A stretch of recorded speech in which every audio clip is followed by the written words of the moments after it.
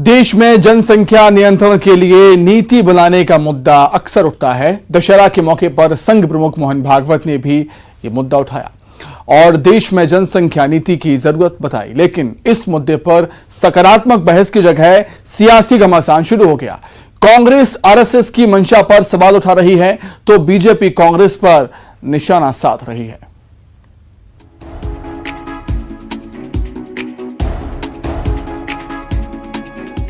चीन की इतनी ज्यादा जनसंख्या थी, उनको बोझ लगने लगा।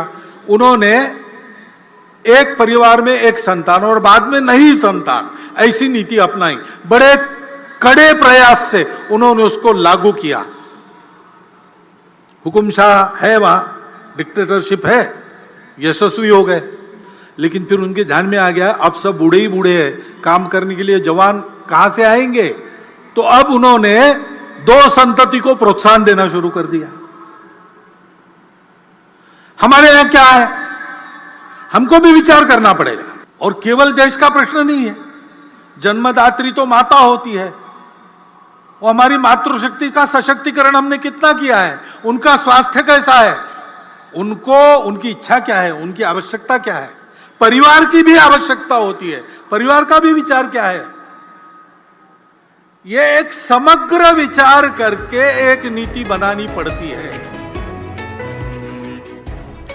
देश में जनसंख्या नीति को लेकर दिया गया संघ प्रमुख मोहन भागवत के इस बयान पर सियासी घमासान शुरू हो गया है। दशहरे के मौके पर अपने संबोधन में संघ प्रमुख ने देश में एक जनसंख्या नीति की जरूरत बताई थी। मोहन भागवत ने कहा था कि धर्म आधारित जनसंख्या के असंतुलन का मामला नजरअंदाज नहीं किया जाना चाहिए।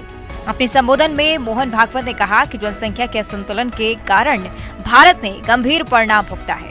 1947 में भारत के विभाजन और पाकिस्तान के बनने के लिए धर्मों के बीच जनसंख्या में कथित असंतुलन को संघ प्रमुख ने जिम्मेदार ठहराया। संघ प्रमुख के इस बयान में कांग्रेस को सियासत नजर आ रही है। कांग्रेस आरएसएस की मंशा पर सवाल उठा रही है। देखिए, जनसंख्या नियंत्रण कानून देश की आवश्यकताओं के अनुरूप लागू किया जाना चाहिए, लेकिन आरएसएस जो जनसंख्या नियंत्रण कानून की मांग कर रही है तो उसकी मांग के पीछे में राजनीति है, विद्वेष है।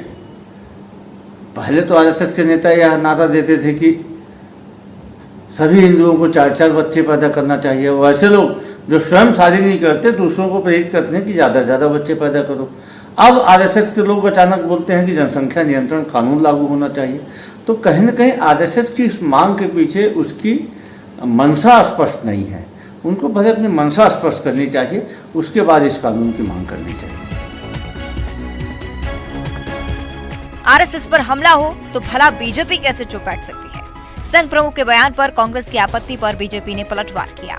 बीजेपी का कहना है कि कांग्रेस के नेता मानसिक संतुलन खो चुके हैं। कांग्रेस को सवाल पूछने के बजाय ये बताना चाहिए कि जनसंख्या नियंत्रण पर उनका पक्ष क्या है। देश की जनता द्वारा लगातार नकारे जाने पर कांग्रेस के नेता अपना मानसिक संतुलन बार बार खो रहे हैं। अगर कोई संत महात्मा महापुरुष जनसंख्या नियंत्रण की बात करे तो उसमें शादी का विषय कहां से आ जाता है। और अगर शादी की ही चिंता करनी है तो पहले श्रीमान राहुल गांधी जी की चिंता कर ले। कांग्रेस को सवाल पूछने की बजाय यह स्पष्ट करना चाहिए कि देश में वो जनसंख्या नियंत्रण की पक्षधर है कि नहीं। जनसंख्या नियंत्रण को लेकर पहले भी बयान आए हैं। संघ प्रमुख के इस बयान पर इस मुद्दे पर एक बार फिर बहस छिड़ गई है। हालांकि ये बहस आरोप प्रत्यारोप तक सीमित है। बयान पर सियासी घमासान जारी है। Bureau report, news 18। इधर मध्य प्रदेश के मंत्री डॉक्टर नरोत्तम मिश्रा ने संघ प्रमुख के बयान से सहमति जताई है। नरोत्तम मिश्रा ने कहा कि संघ प्रमुख का बयान देशहित में है। आबादी का असंतुलन नहीं होना चाहिए। समय आ गया है कि इस विषय पर गंभीरता से विचार हो। ध्यान सिर्फ वहीं तक रहता है और वोटों तक रहता है। तो श्रद्धेय भागवत जी का ध्यान संपूर्ण भारत पर रहता है, देश पर रहता है। ये दो बुनियादी सोचों का फर्क है। एक देश के अंदर राजनीति देखते हैं और वो देश को देखते हैं। दो अलग अलग चीजें।